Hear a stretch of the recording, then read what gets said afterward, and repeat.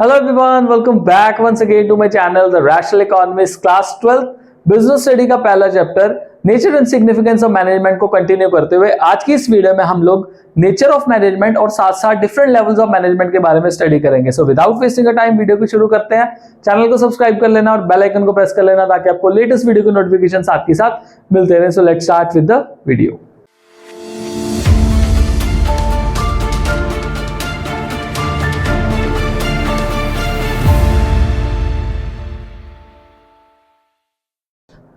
अगर मैं मैनेजमेंट की नेचर की बात करूं ना, तो मैनेजमेंट का नेचर लगातार अपने आप को इवॉल्व कर रहा है, वो लगातार चेंज हो रहा है। दैट मींस मैनेजमेंट का नेचर क्या है? डायनेमिक है। ऐसा इसलिए बिकॉज बिजनेस ऑर्गेनाइजेशंस भी डायनेमिक है। बिजनेस जो है वो लगातार अपने आप को चेंज करता रहता है बिकॉज ऑफ मेनी फैक्टर्स। वो पॉलिटिकल भी हो सकता है, सोशल भी हो सकता है, लीगल भी हो सकता है, technical, economical, even environmental factors की वजह से भी जो बिजनेस ऑर्गेनाइजेशन है वो काफी ज्यादा चेंज होती है। इसी डायनामिज्म की वजह से जो मैनेजमेंट है वो भी अपने आप को लगातार इवॉल्व करता रहेगा। बिकॉज अगर मैनेजमेंट अपने आप को लगातार इवॉल्व नहीं करता तो बिजनेस हमेशा क्या हो जाते हैं? एक फेलियर साबित होते हैं। तो वही चीज बताई गई है कि जो मैनेजमेंट है वो अपने आप को लगातार, this is called over a period of time, that means लगातार अपने आप को मॉडर्न ऑर्गेनाइजेशंस के अकॉर्डिंगली इवॉल्व करता जा रहा है। दैट मीन्स हमें एक चीज तो पता है कि यार जैसे modern problem requires modern solution, उसी तरह से जो मॉडर्न ऑर्गेनाइजेशंस है उनको भी क्या चाहिए? उनको भी मॉडर्न जो है मैनेजमेंट टेक्निक्स चाहिए ही चाहिए। तो इसी वजह से ये जो है एक डायनेमिक सब्जेक्ट में अपने आप को ग्रो कर चुका है और उसके खुद के स्पेशल कैरेक्टरिस्टिक्स अवेलेबल है। पर एक जो क्वेश्चन वो हमेशा से एड्रेस करने को रहता है regarding the nature of the management, that is whether the management is science, art और प्रोफेशन। क्या मैनेजमेंट एक साइंस है, क्या मैनेजमेंट एक आर्ट है और क्या मैनेजमेंट एक प्रोफेशन है? अब साइंस, आर्ट और प्रोफेशन के कुछ फीचर्स अवेलेबल है। हम लोगों ने देखना है कि क्या साइंस, आर्ट और जो प्रोफेशन है उसके फीचर्स मैनेजमेंट पे एप्लीकेबल हो रहे हैं। अगर तो एप्लीकेबल हो रहे हैं तो मान लेंगे कि भाई मैनेजमेंट साइंस है, मैनेजमेंट आर्ट है और मैनेजमेंट क्या है? प्रोफेशन है। अगर नहीं हो रहे तो मान के चलेंगे भाई नेचर ऑफ मैनेजमेंट इससे जो सूट है वो नहीं कर रहा। तो सबसे पहला हमारे पास है मैनेजमेंट एज अ साइंस। अब साइंस के कुछ फीचर्स देखते क्या मैनेजमेंट पे भी वो एप्लीकेबल है या नहीं है। सबसे पहले सिस्टमैटिक बॉडी ऑफ नॉलेज। क्या साइंस एक सिस्टमैटिक बॉडी ऑफ नॉलेज है? यस। जब भी हम साइंस पढ़ते थे, 10th तक पढ़ी है मैंने साइंस, तो साइंस में ऑर्गेनाइज और सिस्टमैटिक स्टडी मटेरियल हमें प्रोवाइड किया गया था जिससे हम साइंस की जो रेगुलर नॉलेज है वो एक्वायर कर रहे थे। अब 6th स्टैंडर्ड में कुछ पढ़ा, 7th में पढ़ा, 8th में पढ़ा, 9th में पढ़ा, 10th में पढ़ा, 10th तक पढ़ा, तो सिस्टमैटिकली हमें चीजें जो है प्रोवाइड की जा रही थी। सिस्टमैटिकली जो हमारा लेवल था वो इंक्रीज किया जा रहा था। बहुत सारी चीजें हमने पढ़ी, लॉ ऑफ मोशन पढ़ा, इनर्शिया पढ़ा, उसके बाद ग्रेविटी के बारे में पढ़ा, मैग्नेट्स के बारे में पढ़ा, इलेक्ट्रिसिटी के बारे में पढ़ा, बहुत सारी चीजों के बारे में हमने स्टडी किया जो एक सिस्टमैटिक तरीके से हमें प्रोवाइड की गई थी। और मैनेजमेंट की बात करें ना, तो मैनेजमेंट में भी सिस्टमैटिक स्टडी आपको मिलता ही मिलता है। जैसे अगर मान लो कोई पर्सन एमबीए करता है तो एमबीए करने के टाइम पे एक सिस्टमैटिक स्टडी मटेरियल आपको प्रोवाइड किया जाता है जिसमें आप क्या करते हो? चीजों को समझते हो। तो अल्टीमेटली एक चीज तो क्लियर होती है कि कॉज एंड इफेक्ट रिलेशनशिप के बारे में हमें पता लगता है। देखो साइंस में भी कॉज एंड इफेक्ट रिलेशनशिप का हमें सिस्टमैटिक स्टडी से पता लग रहा है और मैनेजमेंट में भी कॉज एंड इफेक्ट रिलेशनशिप का हमें सिस्टमैटिक स्टडी से पता लग रहा है। बारिश ज्यादा कब होती है? देखो जब गर्मी बहुत ज्यादा होती है, धूप बहुत ज्यादा होती है, तो धरती पे क्या होता है? लो प्रेशर क्रिएट हो जाता है। लो प्रेशर क्रिएट होगा, हवा ऊपर को जाएगी, फिर से क्या होगा? क्लाउड्स फॉर्मेशन होगा एंड देन बारिश होगी। यही प्रोसेस चलता है। तो साइंस में कॉज और इफेक्ट हमें सारा क्लियरली बताया जाता है, इसी वजह से सिस्टमैटिक बॉडी ऑफ नॉलेज कहा जाता है। क्या मैनेजमेंट में भी ऐसी चीजें अवेलेबल है? आंसर इज यस, मैनेजमेंट में भी अवेलेबल है। किस तरह से अवेलेबल है उसको समझते हैं। मान लो एक बिजनेस ऑर्गेनाइजेशन है जो कि अपने एम्प्लॉयज को पैसा नहीं दे रही, ढंग का पैसा नहीं दे रही, तो यार क्या उनका एम्प्लॉय टिकेगा? वो कहेगा यार पैसा नहीं दे रही ढंग का, मैं भी निकल जाता हूँ किसी और ऑर्गेनाइजेशन में। और यहीं पे आता है हेनरी फेल का principle, that is principle of fair remuneration. Principle of fair remuneration क्या सिखाता है कि यार अगर आप लोग अपने एम्प्लॉयज को अच्छा खासा पैसा नहीं दोगे जो डिजर्व करते हैं तो वो तो भागेगा ही भागेगा।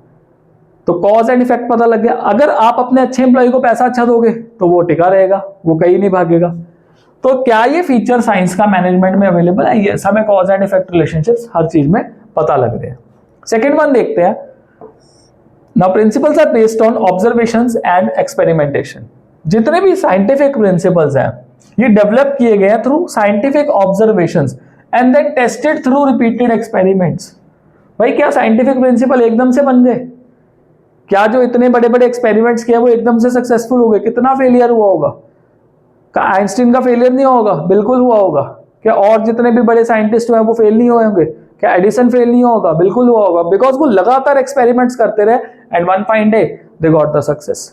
तो साइंस के जितने भी प्रिंसिपल्स है, साइंस के जितने भी एक्सपेरिमेंट्स हैं, उनको लगातार जो है वो करना पड़ता है। सेम गोज विद मैनेजमेंट के प्रिंसिपल। मैनेजमेंट के भी जितने भी प्रिंसिपल्स हैं वो लगातार ऑब्जर्वेशंस और एक्सपेरिमेंट से क्रिएट किए जाते हैं।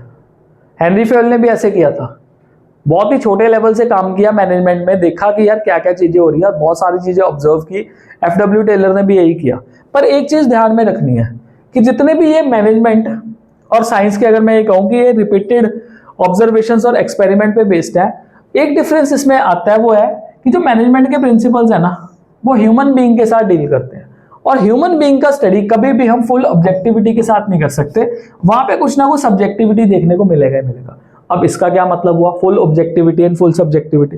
जैसे 5 उंगलियां एक बराबर नहीं होती ना, तो हर ह्यूमन बीइंग का तरीका अलग होता है, हर ह्यूमन बीइंग का मोटिवेशन अलग होता है, हर ह्यूमन बीइंग का लीडरशिप स्किल अलग होता है, हर ह्यूमन बीइंग का सोचने का तरीका अलग होता है। ऐसे ही है, तो किस तरह से आप कहेंगे कि ये फुल ऑब्जेक्टिविटी आ जाएगी? तो ये क्या होते हैं, कुछ ना कुछ ह्यूमन बीइंग में सब्जेक्टिविटी होगी। जैसे कि एक चीज है, एक चीज तो हमें क्लियर है कि अगर मान लो सपोज आप अपने एम्प्लॉयज को अच्छा पैसा दोगे तो यार वो बंदा खुश होगा ही होगा। ये ऑब्जर्वेशन से पता लगे ना, लगातार पढ़ पढ़ के। अब एक ऑर्गेनाइजेशन में 2 बंदे काम करते हैं, ए और बी। ए को भी 5,000 का बूस्ट मिला और बी को भी 5,000 का। ए जो था भाई बहुत खुश हुआ कि यार 5,000 बढ़ गया, ठीक है। और बी जो था कहता ले सिर्फ 5,000 रुपये बढ़ा, मेरे को नहीं 5,000, 5,000 से ज्यादा मिलना चाहिए था। अब यहाँ पे कहाँ आ गई फुल ऑब्जेक्टिविटी? पे स्केल दोनों का हाइक किया, पर एक बंदा खुश है, दूसरा बंदा क्या उदास है। तो ह्यूमन बीइंग के बिहेवियर अलग है। तो ऑल्दो देखो दोनों में रिपीटेड एक्सपेरिमेंटेशंस है, पर ये जो फीचर है ना साइंस का, ये पार्शियली अवेलेबल है मैनेजमेंट में because of only one factor, क्योंकि ह्यूमन बीइंग इसमें इन्वॉल्व है। Third one, universal validity. Scientific principle जितने भी हैं उनका सभी का यूनिवर्सल एप्लीकेशन है। मतलब हर तरह के जो भी रिजल्ट्स आएंगे वो सेम आएंगे सब सिचुएशंस में। बॉल अगर मान लो मैं यहाँ पे इंडिया में हूँ, बॉल उछालता हूँ तो बॉल नीचे आएगी। अब इंडिया एशिया कप खेलने गया हुआ है, बॉल ऊपर जाएगी तो वहां पे भी तो नीचे आएगी। यूएई में चल रहा है एशिया कप, यूएसए में बॉल ऊपर गई तो वो भी नीचे आएगी।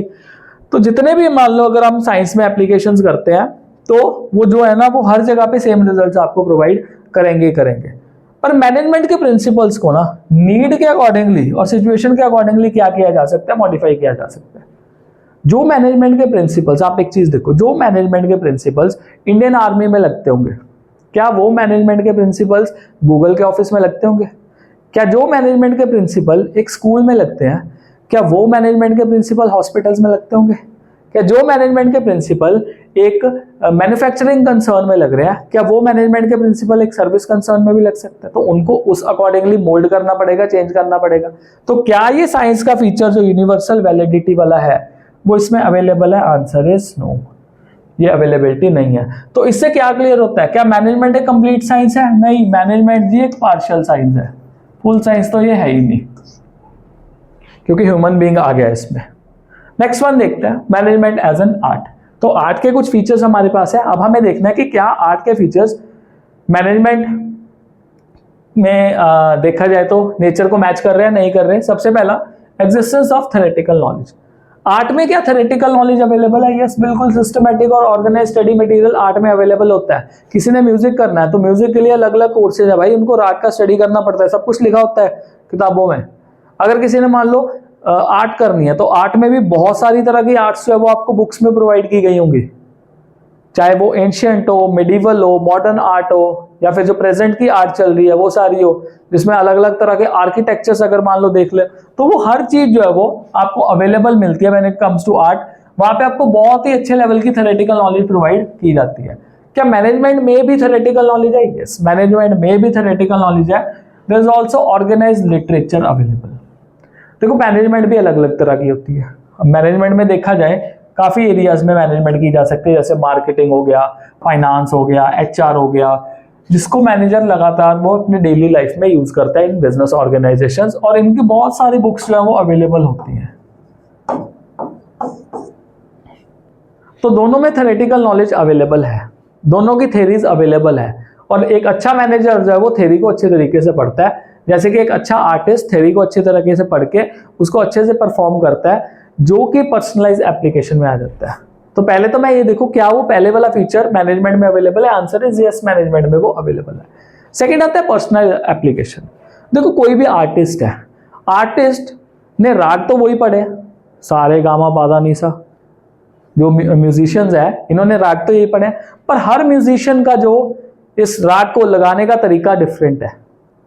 अब अलग अलग सिंगर्स देख लो, जितने भी सिंगर्स हैं, क्या सभी का स्टाइल सेम है? सभी का डिफरेंट है। इसका भी स्टाइल आपने देखा होगा, मेरे को नहीं पता इसने कौन सा थ्योरेटिकल नॉलेज एक्वायर किया है, बदोबदी करके पूरी दुनिया इसने हिला दी और फेमस भी हो गया बंदा। पता नहीं इसने कौन सा पर्सनलाइज एप्लीकेशन किया, पर हर आर्टिस्ट अपना पर्सनलाइज स्किल लगाता है, हर आर्टिस्ट अपनी थ्योरेटिकल नॉलेज को लगाता है अपने हिसाब से, and then you got the results. आपको अच्छे अच्छे गाने सुनने को मिलते हैं, आपको अच्छी अच्छी मूवीज देखने को मिलती हैं। अब एक्टर्स जो है वो भी आर्ट का ही काम कर रहे हैं, अब हर एक्टर की एक्टिंग स्किल्स डिफरेंट होती हैं। ऐसे ही है मैनेजमेंट में भी, जो मैनेजर्स हैं देखो वो at the end of the day theoretical knowledge तो मैनेजर्स भी लेके आ रहे हैं, थियरीज और प्रिंसिपल्स मैनेजर भी पढ़ रहे हैं, बट एफिशिएंसी किस चीज पे डिपेंड करती है कि वो डिफरेंट सिचुएशंस में किस तरह से अपने पर्सनल स्किल्स को लगाते हैं।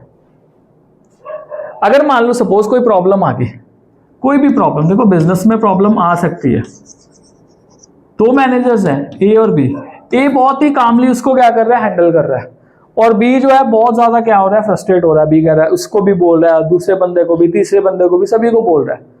तो ये ए तो अपनी एप्लीकेशन थ्योरेटिकल नॉलेज को बहुत सही तरीके से अप्लाई करके क्या कर रहा है, काम से निकल रहा है, छुट्टी कर रहा है, बट बी जो है वो फ्रस्ट्रेट हो रहा है, तो बी का काम कंप्लीट कभी भी नहीं हो सकता। तो personalise application is very important for success of any of the management. तो क्या ये वाला फीचर पर्सनलाइज एप्लीकेशन का मैनेजमेंट में अवेलेबल है? Answer is yes. Third one, based on practice and creativity. जितने भी जो आर्टिस्ट होते हैं वो लगातार प्रैक्टिस करते हैं, लगातार चीजों को चेंज करते हैं, लगातार इम्प्रोवाइजेशन करते हैं। अगर आप आमिर खान की कुछ मूवीज देखो तो आमिर खान की मूवीज में वो लगातार कुछ ना कुछ डिफरेंट जो है वो प्रोवाइड करता है। कभी 3 इडियट्स जैसी मूवी आ जाती है, ओके, कभी तलाश जैसा एक जो सस्पेंस मूवी है वो आती है, देन कभी दंगल में आप एक चीज देखो कि किस तरह से एप्लीकेशन किया उस आर्टिस्ट ने, अपने आप को मोटा किया एंड देन पतला किया। और बताऊं क्या कहा कि यार मोटे वाले सीन्स मैं पहले करूंगा, क्योंकि अगर पतले वाले सीन्स पहले कर दिए बाद में मेरे पास कोई मोटिवेशन नहीं रहेगा कि मेरे को पतला होना है, तो बाद में हम पतले हो जाएंगे, तो पतले वाले सीन्स। मतलब एक आर्टिस्ट लगातार अपनी प्रैक्टिस और क्रिएटिविटी से क्या करता है, सक्सेसफुल आर्टिस्ट बनता है। And same goes with the manager. Manager अगर मान लो सपोज लगातार कुछ ना कुछ क्रिएटिव करता रहे, लगातार कुछ ना कुछ नया करता रहे, लगातार प्रैक्टिस करे, इमेजिनेशन करे, इनिशिएटिव करे, इनोवेशन करे, तो बहुत सारी चीजें जो वो हो सकती है, सक्सेसफुल हो सकती है। अब मैं आपको क्रिकेट फील्ड की एग्जांपल देता हूं, किस तरह से मैनेजमेंट किया गया था और इंडिया को बहुत ज्यादा सक्सेस मिला। अगर आपको याद होगा 2007 में India world cup T20 world cup जीता था, तो उस टाइम एक बॉल आउट हुआ था पाकिस्तान के अगेंस्ट। तो बॉल आउट के टाइम पे जो MS धोनी था वो विकेट कीपिंग जैसे एक स्टांस होता है विकेट कीपर का, वैसे नहीं था, वो बैठ गया सीधा विकेट्स के पास एंड बॉलर्स को बहुत ज्यादा इजी हुआ। और ये कहा भी गया था कि MSD and the team decided कि वो इस तरह से बैठेगा जिससे बॉलर्स को बहुत ज्यादा इजी रहेगा and India won the ball out. इस तरह से एप्लीकेशन किया जाता है। बांग्लादेश के अगेंस्ट मैच था, MSD ने ग्लव उतार के रख दिया कि यार बॉल आएगी तो I will definitely throw it, वो बहुत जल्दी से गया, कलेक्ट किया ball and then run out कर दिया। इस तरह से जो अपने मैनेजर्स होते हैं वो मतलब क्रिएटिविटी करते हैं और at the end of the success मिलता है। तो जो ये फीचर है based on practice and creativity, वो आर्ट में तो है, मैनेजमेंट में भी अवेलेबल है। और अच्छी मैनेजमेंट की वजह से जो अच्छे सक्सेस है वो हमें क्या मिलते हैं, बिजनेसेस में मिलते हैं। Third one, management as profession. अगर मैं मैनेजमेंट एज ए प्रोफेशन की बात करूं तो सबसे पहला पॉइंट है well defined body of knowledge. Her profession में एक सिस्टमैटिक बॉडी जो है वो अवेलेबल है नॉलेज की, which helps the profession to gain specialised knowledge of that profession. अब डॉक्टर बनना है, डॉक्टर बनने के लिए MBBS करना पड़ेगा, डेंटिस्ट बनना है BDS MDS करना पड़ेगा, ये डॉक्टर बनने के लिए हायर स्टडीज के लिए MD MS करना पड़ेगा, लॉयर बनना है LLB LLM करना पड़ेगा। तो ये सारी चीजें जो है वो well defined body of knowledge हमें बताता है कि प्रोफेशन अगर आपने कोई चूज करना है तो आपको एक वेल डिफाइंड स्टडी जो है वो करनी पड़ेगी। अब मैनेजमेंट के केस में भी ऐसी स्टडी जो वो अवेलेबल है, ऐसी अवेलेबिलिटी है, काफी सारी बुक्स जो है वो अवेलेबल है। जैसे MBA वगैरह किया तो MBA में स्पेशलाइज्ड नॉलेज तो अवेलेबल होती है। तो ये वाला फीचर जो है वो well defined body of knowledge profession में भी और मैनेजमेंट में भी अवेलेबल है। रिस्ट्रिक्टेड एंट्री, यस, एंट्री अगर आप प्रोफेशन में करना चाहते हो तो आपको एग्जाम और डिग्री जो है वो लेनी पड़ेगी। डॉक्टर बनने के लिए आपके पास MBBS की डिग्री होनी चाहिए या MS होना चाहिए, MD होना चाहिए। डेंटिस्ट बनने के लिए BDS MDS, लॉयर बनने के लिए LLB LLM होना चाहिए। तो आपको स्पेशलाइज्ड डिग्रीज चाहिए ही चाहिए। आप ऐसे ही नहीं, मान लो कोई भी, पर मैं कहूँ कल को यार चल मैं क्लिनिक खोल के बैठ देता हूँ, पुलिस उठा के ले जाएगी। बट इस केस में अगर हम मैनेजमेंट की बात करें तो भाई कोई भी लीगल रिस्ट्रिक्शन नहीं है। फादर का बहुत बड़े लेवल का बिजनेस है, बेटे को कह दो मैनेजर बन जा बिजनेस में, होगी एंट्री, कोई चक्कर तो नहीं पड़ा। तो कोई भी किसी तरह का लीगल रिस्ट्रिक्शन नहीं होता, रिस्ट्रिक्टेड एंट्री नहीं है। Next one, presence of professional association, yes, जो भी प्रोफेशन होता है उसमें प्रोफेशनल एसोसिएशंस अवेलेबल होती हैं। जैसे डॉक्टर्स के केस में medical council of India, lawyers के केस में bar council of India, dentist के केस में इंडियन डेंटल एसोसिएशन। तो ये सारी की सारी जो है वो प्रोफेशनल एसोसिएशंस अवेलेबल है। मैनेजमेंट के केस में भी प्रोफेशनल ऑर्गेनाइजेशंस अवेलेबल है, जैसे IMA की है, ऑल इंडिया मैनेजमेंट एसोसिएशंस। पर कुछ लीगैलिटी नहीं है, कुछ कंपलसरी नहीं है कि यार मैनेजर्स को इन जो मैनेजमेंट है और इन जो ऑर्गेनाइजेशंस है उसका पार्ट बनना है। ऐसा कुछ जरूरी नहीं, ऐसा कुछ कंपलसरी नहीं है। तो ये वाला फीचर जो है आर्ट प्रोफेशन का, ये यहाँ पे एप्लीकेबल मैनेजमेंट में नहीं होता। बट क्या पता कुछ टाइम के बाद मैनेजमेंट का भी प्रोफेशनल एसोसिएशन बनना शुरू हो जाए, तो होपफुली कुछ टाइम तक इसमें भी लीगल स्टेटस जो है वो आ जाए। Fourth one, existence of ethical code. Profession में एथिकल कोड्स जो है वो अवेलेबल होते हैं। प्रोफेशनल ऑर्गेनाइजेशंस अपने जितने भी वर्किंग प्रोफेशनल्स होते हैं उनको कोड ऑफ कंडक्ट प्रोवाइड करती है, और उस कोड ऑफ कंडक्ट के बेसिस पे उनको काम जो है वो करना पड़ता है। प्रोफेशनल्स उसको लगातार फॉलो करते हैं। मैनेजमेंट के केस में ऑल्दो देखो कुछ ऑल इंडिया जो मैनेजमेंट एसोसिएशन है इन्होंने कुछ एथिकल कोड डिसाइड किए हुए हैं, बट ये मैनेजर्स पे लीगली बाइंडिंग नहीं है। कौन सा मैनेजर मानता है यार कोड ऑफ कंडक्ट्स को? कोई भी मानता है? नहीं मानता। तो क्या ये वाला फीचर प्रोफेशन का मैनेजमेंट में अवेलेबल है? आंसर इज नो, नहीं अवेलेबल है। क्या कुछ टाइम तक हो सकता है? हाँ, चांसेस आर देयर कि कुछ टाइम तक जो है वो हो सकता है। सर्विस मोटिव प्रोफेशन में देखो क्या होता है, to serve their clients. Client आपको एक फीस देगा, आपको उनको सर्व करना है। पर मैनेजमेंट के केस में क्या मोटिव है? देखो बेसिक पर्पस तो इनका ऑर्गेनाइजेशनल ऑब्जेक्टिव को ही फुलफिल करना होता है। अब ऑर्गेनाइजेशनल ऑब्जेक्टिव्स क्या है यार? ऑर्गेनाइजेशन को मैक्सिमम टू मैक्सिमम प्रॉफिट कमा के देना है। पर over a period of time देखा जाए ना, कोई भी business organisation social values provide करके या फिर सोशल ऑब्जेक्टिव्स को फुलफिल करते बिना ज्यादा लंबे समय तक चल नहीं सकती। बिकॉज अगर वो सोशल ऑब्जेक्टिव्स को फुलफिल करेंगे तभी काफी ज्यादा ट्रस्ट जो है वो बिल्ड करेगी अपने लोगों के साथ। तो अभी के लिए देखा जाए तो सर्विस मोटिव वाला जो फीचर है प्रोफेशन का वो मैनेजमेंट में अवेलेबल नहीं है, पर धीरे धीरे देखा जाए तो सर्विस मोटिव वाला फीचर मैनेजमेंट में अवेलेबल हो रहा है। तो इससे में क्या क्लियर हो रहा है? देखो मैनेजमेंट कंप्लीट साइंस तो है नहीं, क्योंकि वो पार्शियल साइंस है। कंप्लीट प्रोफेशन भी नहीं है, क्योंकि काफी सारी चीजें देखी, काफी सारे प्रोफेशन के फीचर्स मैनेजमेंट में अवेलेबल नहीं है। पर धीरे धीरे मैनेजमेंट एक प्रोफेशन के तौर पर देखी जा रही है। बट मैनेजमेंट एक आर्ट के तीनों फीचर मैनेजमेंट में मैच कर रहे थे, तो इसलिए कहा जाता है management is an art of getting things done through other. ये एक कला है कि किस तरह से दूसरों से काम कराना। इसी को तो मैनेजर का काम कहेंगे ना। मैनेजर दूसरे बंदों से ही काम कराता है, खुद तो नहीं जाके काम करता। हाँ, जब सिखाना होता है तब काम करता है। तो ये है कुछ नेचर ऑफ मैनेजमेंट। अगला टॉपिक हमारे पास आता है लेवल्स ऑफ मैनेजमेंट। देखो मैनेजमेंट का बंदा सिंगल बंदा नहीं होता। मैनेजमेंट में ना ग्रुप ऑफ पर्सन अवेलेबल होते हैं। अब ये ग्रुप ऑफ पर्सन काम करते हैं, इकट्ठे काम करते हैं, और इनका एक हायरार्की रिलेशनशिप बन जाता है। देखो काम सभी के डिफरेंट होते हैं, कोई टॉप पे बैठा है, कोई लो पे बैठा है, पर जुड़े हुए सभी हैं, सभी एक ऑर्गेनाइजेशन के लिए काम कर रहे हैं। Every individual in the hierarchy responsible for successful completion of a particular task.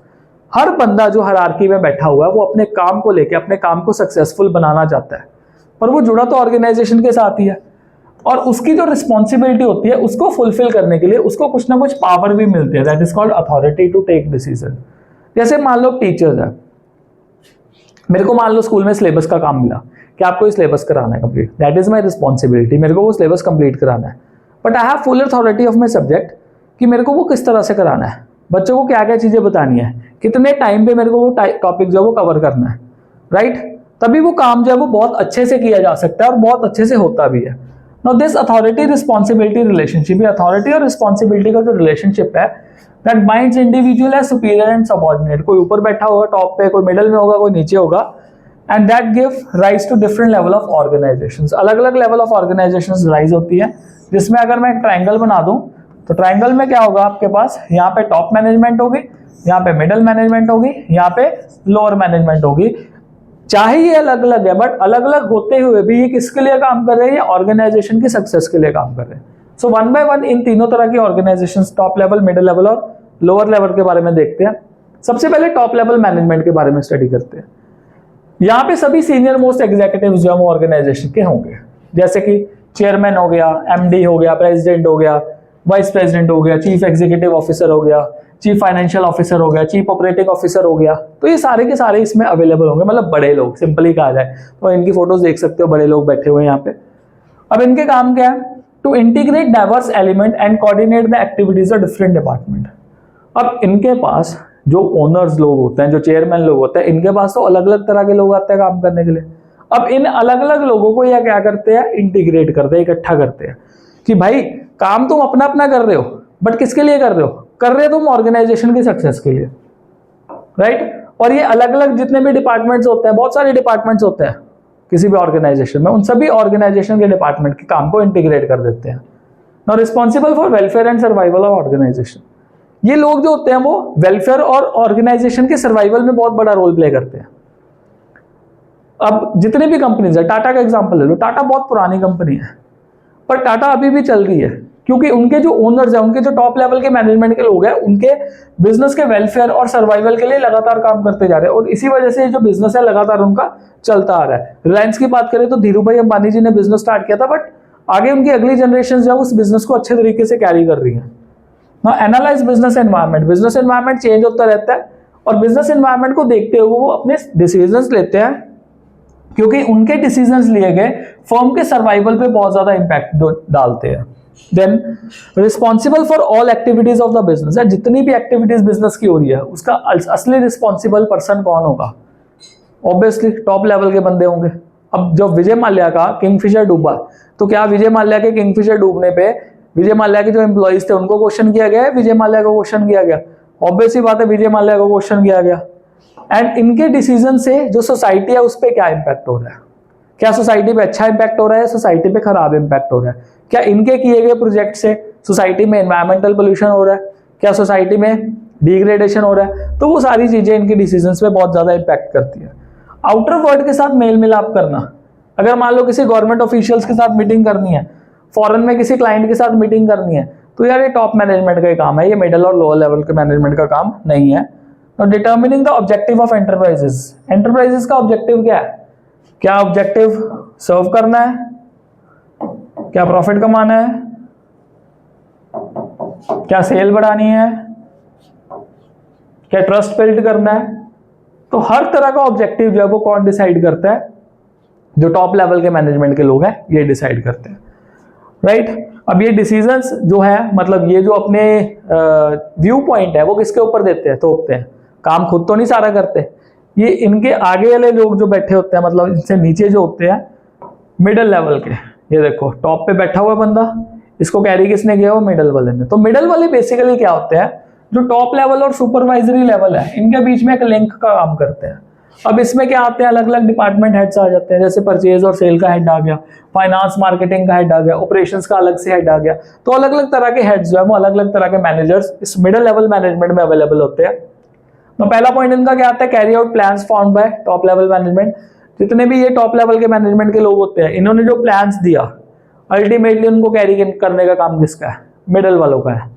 तो टॉप वाले मीटिंग लेते हैं इनकी मिडिल वालों की, और मिडिल वालों को अपना बताते हैं सारा प्लान वगैरह कि यार ये चीजें हम करना चाहते हैं। तो मिडिल वाले जी जान से लग जाते हैं उस चीज को करने के लिए और कहते हैं किसको है, आगे लोअर वाले को पास ऑन कर देते हैं कि यार ये काम हमने जो है कंप्लीट करना है। Now interpret the policies framed bye top management. Top management जो भी पॉलिसीज बताता है, अब टॉप मैनेजमेंट ना सिलेक्टेड लोगों को ही सारी चीजें बता सकते हैं, वो सभी के सभी जितने भी एम्प्लॉइज हैं उनको बुला के नहीं बुला सकते, कहेंगे कि यार आ जाओ मीटिंग में और हम आपको सारी चीजें बताएंगे। No, that is not possible और ये होना भी नहीं चाहिए। तो वो क्या करते हैं, मिडिल लेवल मैनेजमेंट के लोगों को बुलाते हैं और उनको कहते हैं कि यार ये सारी चीजें हैं, आपने कन्वे करनी है, आपने इंटरप्रेट करनी है। Now ensure that their department has necessary personal. Sale वाले को पता होना चाहिए मेरे पास भाई सेल्समैन अवेलेबल है, परचेज वाले को पता होना चाहिए मेरे पास परचेज करने वाले लोग अवेलेबल है, फाइनेंस वाले को पता होना चाहिए मेरे पास अकाउंटेंट वगैरह अवेलेबल है, मार्केटिंग वाले को पता होना चाहिए मेरे पास सेल्समैन वगैरह अवेलेबल जो है वो पड़े हुए हैं मेरे पास। तो इनको ये होना चाहिए, अगर नहीं है तो इनको अपॉइंट करना चाहिए। Now responsible for all activities of the first line manager. ये जो फर्स्ट लाइन मैनेजर्स हैं इनकी जितनी भी रिस्पॉन्सिबिलिटी है काम की इनके ऊपर होती है, कुछ गड़बड़ होती है तो गर्दन इनकी भी पकड़ी जाती है। Now cooperate with other departments. बहुत सारे डिपार्टमेंट है, परचेज है, सेल है, HR हो गया, ऑपरेशनल्स हो गया, देन उसके बाद फाइनेंस हो गया। इन अलग अलग डिपार्टमेंट्स में देखो अपने डिपार्टमेंट के अंदर तो कोऑर्डिनेशन चाहिए, पर दूसरे डिपार्टमेंट्स के साथ भी कोऑर्डिनेशन बहुत ज्यादा जरूरी पड़ता है। अगर मान लो सपोज परचेज वालों का कोऑर्डिनेशन ही ना हो प्रोडक्शन वाले के साथ, तो यार ना प्रोडक्शन वाले को पता लगेगा कि रॉ मटेरियल मेरे पास कितना है, और परचेज वाला को वैसे ही नहीं पता लगेगा कि हमने बनाना कितना सामान है, तो उस हिसाब से रॉ मटेरियल खरीदते। तो दोनों का कोऑर्डिनेशन होना बहुत ज्यादा जरूरी है, दोनों में कोऑपरेशन चाहिए। और ये जो भी नेसेसरी ड्यूटीज और रिस्पॉन्सिबिलिटीज होती है वो एम्प्लॉयज को देते हैं और उनको मोटिवेट करते हैं कि यार तुम डट के काम करो, हम खड़े हैं तुम्हारे साथ। और अच्छा मैनेजर वही है जो अगर काम दे रहा है तो वो हेल्प भी करे, वो सपोर्ट भी करे अपने साथ वाले पर्सन को। तो ये मिडिल लेवल मैनेजमेंट में आ गया। आगे देखते हैं सुपरवाइजरी लेवल ऑफ मैनेजमेंट। अब इस लेवल में मतलब ये वाले थर्ड वाले में वो लोग आते हैं जिसमें सुपरवाइजर्स, सुपरिटेंडेंट, फोरमैन, सब डिपार्टमेंट एग्जीक्यूटिव एक्सेट्रा। अब इस ग्रुप के जो मैनेजमेंट होता है वो एक्चुअली बिजनेस को कैरी करते हैं, एक्चुअली काम करने वाले ये लोग होते हैं। ये पॉलिसीज बना देते हैं, इनको बताते हैं, ये फाइनली इनको बताते हैं और ये बंदे लग जाते हैं काम करने, लेबर से भी काम करवाते हैं। नाउ मेंटेनिंग, इनके अब काम क्या क्या, मेंटेनिंग गुड वर्किंग कंडीशंस, अच्छी वर्किंग कंडीशंस बनानी, बिकॉज ग्रास रूट लेवल पे यही लोग काम कर रहे हैं। And developing healthy relationship with superior and subordinate, जो ऊपर है लोग बैठे हुए, जो सबऑर्डिनेट नीचे है उनसे बहुत ज्यादा हेल्थी रिलेशनशिप, अच्छा रिलेशनशिप बना के रखना। वर्कर्स की सेफ्टी, जितनी भी लेबर लगी हो उनकी सेफ्टी का ध्यान देना, लेबर्स के राइट का ध्यान देना। तो इन्हीं में से कुछ इनके जो हेड्स होते हैं वो बताते हैं ऊपर जाके। अब इन्हीं में से भी सभी लोग नहीं बताएंगे, कुछ कुछ सिलेक्टेड लोग ही बताएंगे। Now they try to maintain precise standard quality, standard of quality maintain करना है और आउटपुट जब वो स्टेडीली फ्लो होती रहे, मतलब लेबर कुछ दिक्कत ना करे, लेबर ढंग से काम करती रहे, लेबर टाइमली जो है वो आउटपुट प्रोवाइड करती रहे, वो सारी चीजें। वेस्टेज को मिनिमाइज करना, बिकॉज अगर वेस्टेज होगा तो गर्दन किसकी पकड़ी जाएगी, फर्स्ट लाइन मैनेजर्स की। कौन पकड़ेगा, ये। इनकी कौन पकड़ेगा, ये। इसकी कौन पकड़ेगा, कौन ही पकड़ेगा, छोड़ो। और सेफ्टी स्टैंडर्ड्स जो है वो सारे प्रोवाइड करने। Now they are also responsible for quality, quantity of output and loyalty of workers. अगर ये अच्छे होंगे ना तो वर्कर भी अच्छा होगा। कहते हैं ना यार, अगर बंदा पॉजिटिव है तो सामने वाले बंदा को भी पॉजिटिव करेगा। अगर बंदा गलत बार बार बोल रहा है, गलत ही बार बार बोल रहा है, तो सामने वाला बंदा ये कहेगा यार गलत ही है। ऐसे होता है, जो साइकोलॉजिकली खेलता है। तो ये हो गया हमारा top level, middle level and lower level management का सारा काम। तो आज की इस वीडियो में हमने नेचर एंड इस लेवल्स ऑफ मैनेजमेंट के बारे में डिटेल में स्टडी किया। नेक्स्ट वीडियो में इस चैप्टर को कंप्लीट करेंगे जिसमें हम फंक्शंस ऑफ मैनेजमेंट और कोऑर्डिनेशन के बारे में स्टडी करेंगे। So with this, bye bye for today and stay blessed all.